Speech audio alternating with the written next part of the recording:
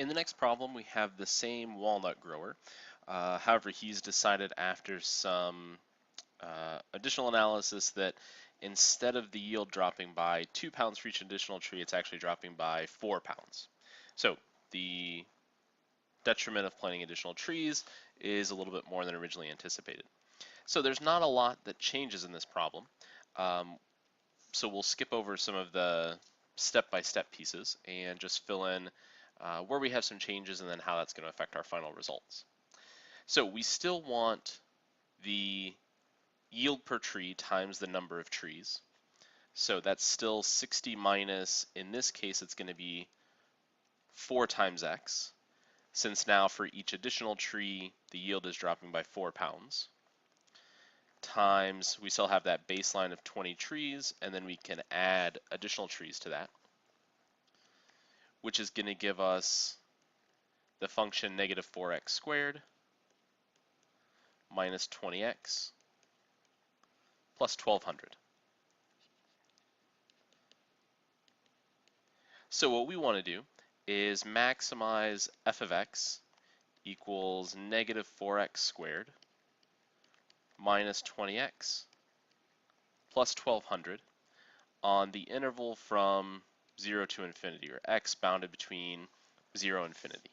Now keep in mind there probably is some realistic upper bound here. We can't plant an infinite number of trees, but we're not given any specific information to know what that is.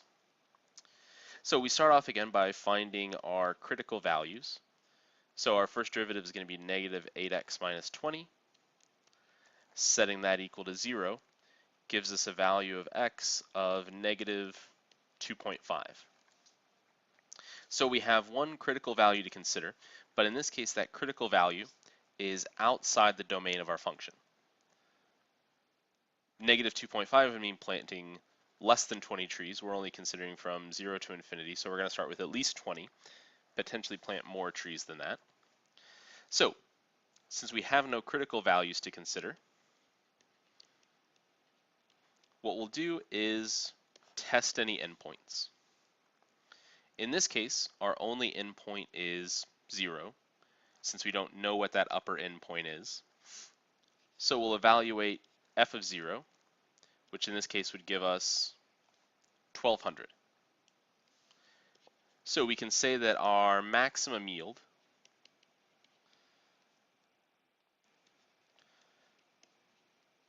of 1200 pounds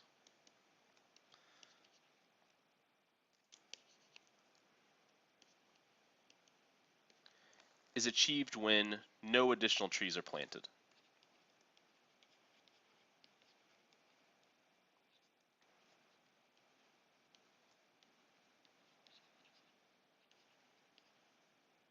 So in this case, there were no critical values in our domain to consider. With each additional tree that we plant, we're decreasing that maximum yield.